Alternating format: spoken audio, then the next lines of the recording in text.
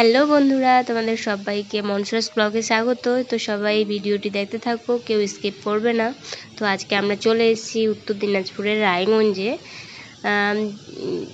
আজকে মানহার শরীরটা ভালো ছিল না, যদিও 9-10 দিন হয়ে গেল ডাক্তার আসতে বলেছিল একটু দেখাতে, তাই আমরা সকাল সকাল চলে এসেছি।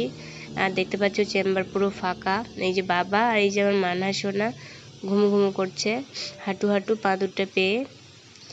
এত চঞ্চল মেয়েটা, মানে বলা কঠিন। এই যে মা বসে আছে আর রাস্তায় লোকজনগুলো যাচ্ছে। রায়গঞ্জটা বড় একটা শহর বলা যেতে পারে।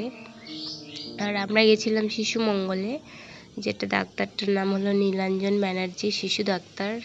ভালো অনেকটাই, কারণ ভালো এমন এই জন্যই বলছি যে আমার মানহা সোনার শরীরটা খুব খারাপ ছিল, মাত্রাধিক তো খারাপ ছিল।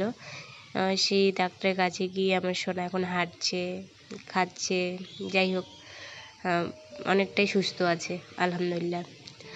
তো এই যে দেখতে পাচ্ছ চেম্বারের পাশেই মানে বারান্দায় গাছ লাগিয়েছে, সবুজ সবুজ, আমার ভালো লাগছে।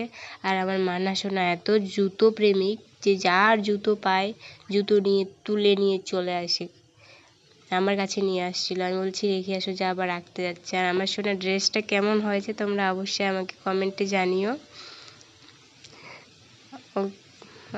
দেখতে ভালো লাগছিল, নতুন নতুন হাঁটতে শিখেছে মেয়েটা। আর সে খুব ভীষণ খুশি ছিল। মানে এর আগের বার যেদিন খুব অসুস্থ ছিল, ব্লাড টেস্ট করতে হয়েছিল, সেদিন সবাই কান্নাকাটি করছিলাম আমরা, কারণ সে একদমই ভালো ছিল না। তারপর ব্লাড টেস্ট করানো হয়, অনেক অনেক টেস্ট করে তারপর ওষুধ নিয়ে বাড়িতে আসি। তো 2 দিন পর সে একটু মোটামুটি সুস্থ হয়েছিল,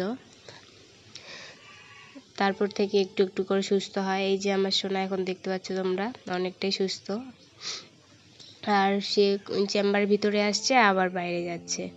আবার এই যে বসার সিটগুলো ছিল, সোফাগুলো, ওখানে ছিল আমার ব্যাগ আর বোতল ছিল জলের, ওগুলো নেবে বলে ডাকছিল আমাকে।